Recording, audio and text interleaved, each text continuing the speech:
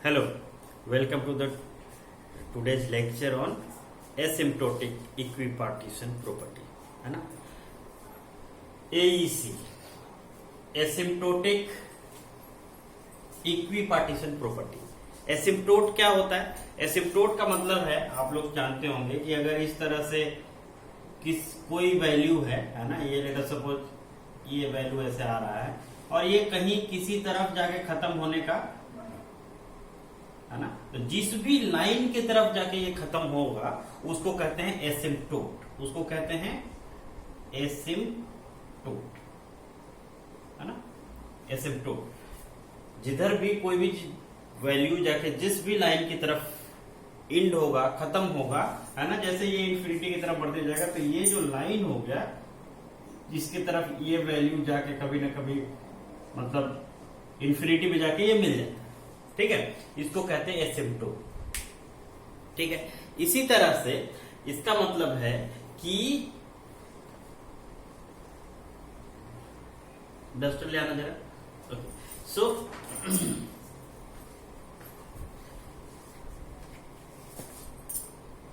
यहां से हम लोग देखेंगे एसिम्प्टोटिक इक्विपार्टीशन प्रॉपर्टी में कि ये कोई भी जो वैल्यू है ना, कोई भी रैंडम वेरिएबल्स है, जो रैंडम वेरिएबल भी हम लोग यहाँ कैसे लेते हैं, IID।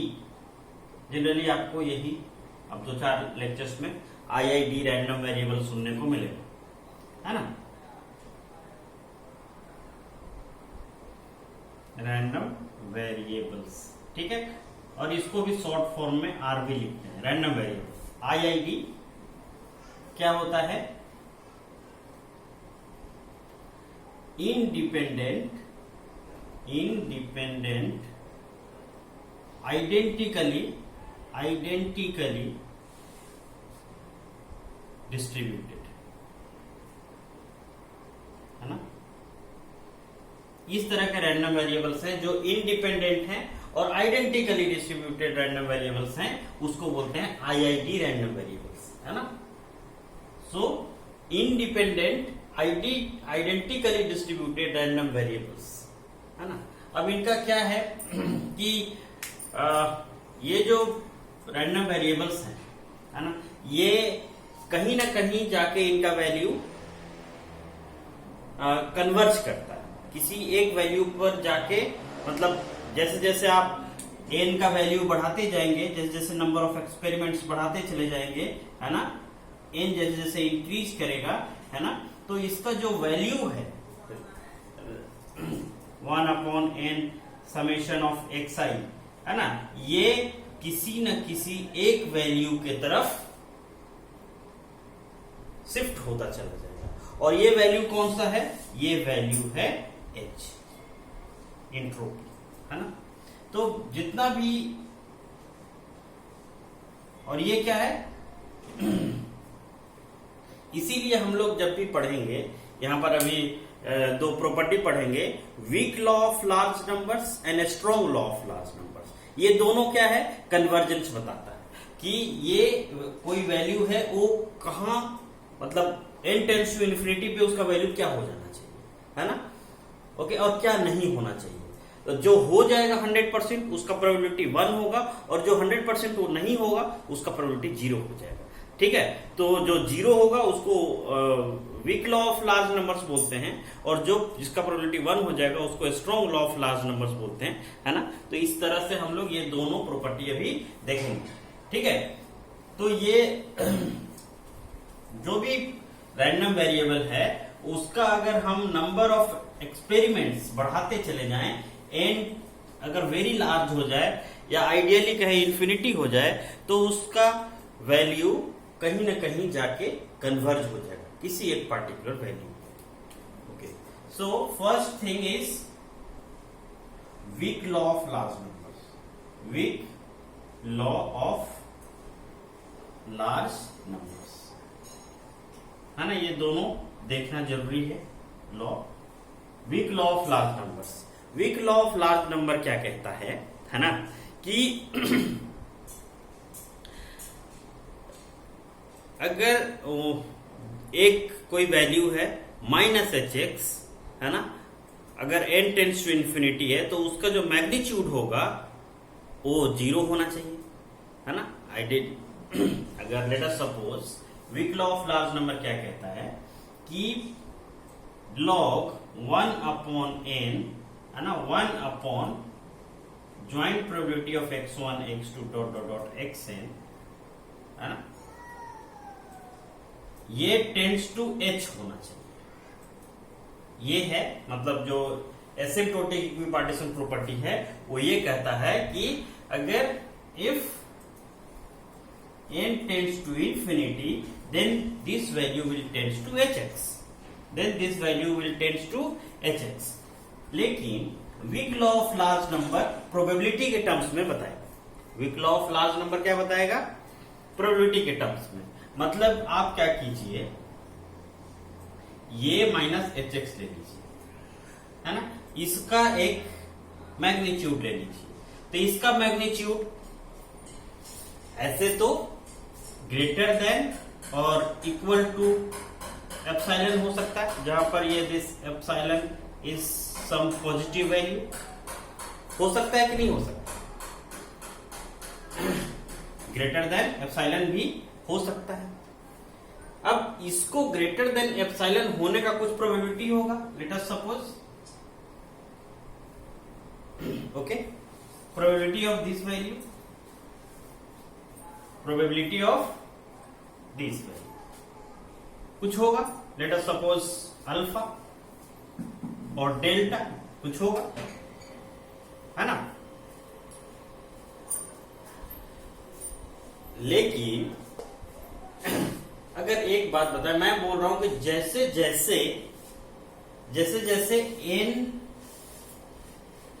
बड़ा होता जा रहा है वैसे वैसे ये hx का वैल्यू इसके बराबर होता चला जाएगा, और जैसे ही n टेंड्स टू इंफिनिटी होगा 100% ये और ये इक्वल हो जाएंगे, और जब इक्वल हो जाएंगे तो ये माइनस ये क्या ग्रेटर देन एप्सिलॉन होगा? नहीं, ये माइनस ये हमेशा क्या होना चाहिए? 0। लेकिन हम क्या देख रहे हैं कि greater than some positive value, greater than epsilon, epsilon is some positive value, so ये माइनस ये ग्रेटर देन एप्सिलॉन होने का क्या प्रोबेबिलिटी है? कुछ नहीं, अगर 0। क्यों? क्योंकि ये n टेंड्स टू क्या हुआ? Infinity. n tends to infinity होने का मतलब है कि ये टर्म और ये टर्म इक्वल हो गया, और जब ये टर्म इक्वल हो जाएगा तो ये इक्वल टू 0 होगा, ग्रेटर देन 0 नहीं होगा। ग्रेटर देन 0 नहीं होगा मतलब कि ये होने का प्रोबेबिलिटी क्या है? ये होने का प्रोबेबिलिटी क्या है? 0। ये होने का प्रोबेबिलिटी क्या है? 0। तो इसी को कहते हैं weak law of large numbers. इसको कहते हैं weak law of large numbers, क्योंकि इसका ऐसा हमने एक फॉर्मेट बनाया है जिसमें कि इसका प्रोबेबिलिटी क्या आ रहा है? 0। और strong law of large number क्या कहता है? इसी को दूसरे टर्म्स में भी हम लोग लिखेंगे, स्ट्रॉन्ग लॉ ऑफ लार्ज, मतलब अगर ये माइनस ये greater than some positive value नहीं है, इसका मतलब क्या होगा कि ये माइनस ये क्या होना चाहिए? 0, या ये इज इक्वल टू क्या होना चाहिए? hx, है ना। तो यही है 1 upon log 1 upon p x1 x2 dot dot dot xn, ये किसके बराबर हो जाएगा? n टेंड्स टू इंफिनिटी में ये किसके बराबर हो जाएगा? It will be equal to hx, है ना। लिमिट n टेंड्स टू जैसे इंफिनिटी हुआ तो this value will be equal to hx, होगा कि नहीं होगा? For limit n tends to infinity this will be equal to hx, होगा। 100% राइट है। तो इसका प्रोबेबिलिटी अगर हम निकालें हैं तो इसका प्रोबेबिलिटी क्या होगा? 100% 1। तो ये श्योर कन्वर्जेंस है कि इसका वैल्यू तो यही होगा, इसका वैल्यू यही hx ही होगा। ये 100% कन्वर्जेंस है, ये इसका वैल्यू जैसे जैसे n का वैल्यू छोटा होगा तो ये hx के आसपास होगा, है ना। लेकिन जैसे n टेंड्स टू इन्फिनिटी होगा तो ये hx है ना, ये मान लो इसका वैल्यू है, तो टेंड्स टू इन्फिनिटी पे जाते जाते ये दोनों क्या हो जाएगा, इक्वल, मतलब ये वाला वैल्यू hx के बराबर हो जाएगा। इसको कहते हैं 100% convergence. As n tends to infinity this value will be equal to hx 100%। तो इसको इसीलिए कहते हैं कि it is a strong law of large numbers, और इसका प्रोबेबिलिटी 1 होता है। तो ये क्या कह रहा है कि 100% कन्वर्जेंस है। ये भी कन्वर्जेंस बता रहा है ना, कि बड़ा होने का कोई प्रोबेबिलिटी नहीं है, और ये क्या कह रहा है, बराबर होने का प्रोबेबिलिटी 1 है। तो 100% कन्वर्जेंस कौन दिया, ये है ना। ये भी दे रहा है 99.9%, ये भी कह रहा है कि बड़ा होने का कोई प्रोबेबिलिटी नहीं है, 0 है। लेकिन ये क्या कह रहा है कि इक्वल होने का 100% गारंटी है, क्योंकि इसका प्रोबेबिलिटी 1 है। दोनों एक ही चीज है, लेकिन कहने का तरीका अलग अलग है ना। अब यहां से हम क्या समझ रहे हैं कि ये वैल्यू hx के बराबर हो। यहां से हमने क्या समझा कि ये वैल्यू hx के बराबर हो गया, है ना। और ये भी ध्यान रखना है कि यहां पर इसका जो बेस होगा वो 2 होगा, इसका बेस होगा वो 2 होगा। और हम लोग बार बार ये बोल रहे हैं कि यहां पर n जो है n tends to infinity, n tends to infinity है, फिर ये इक्वल टू hx हुआ है ना। तो इसका मतलब हम लोग क्या कह सकते हैं कि अगर ये n is very large, n is very large, उस केस में हम लोग क्या कर सकते हैं, इसको इक्वल तो नहीं बोल सकते हैं, लेकिन क्या बोल सकते हैं कि ये है ना AEP, ये वाला, सॉरी AEC नहीं होगा, it will B AEP, asymptotic equipartition property. AEP states that this value will tends to hx, है ना, this value will tends to hx, यही ये कहता है ना। जैसे इन्फिनिटी होगा तब तो इक्वल टू hx हो जाएगा, लेकिन अगर ये वेरी लार्ज नंबर है तो it will tends to hx। जैसे ये hx है, तो ये जो वैल्यू है, ये चाहे तो यहां से इसके आसपास आने का कोशिश करेगा, या यहां से इसके आसपास आने का कोशिश करेगा, मतलब it will tends to hx। But अब ये इसको थोड़ा सा हम लोग और देखना चाहते हैं कि अगर it will be very very large, if it will be tends to infinity, it will be equal to hx, then what will be the value of px। देखिए ये n को आप उधर ले जाइए, इट विल बी nh, है ना, it is the function of x, okay, no problem. So it is log base 2 1 upon p, और px यू कैन से, है ना, ये px ज्वाइंट प्रोबेबिलिटी है, नो प्रॉब्लम, ओके।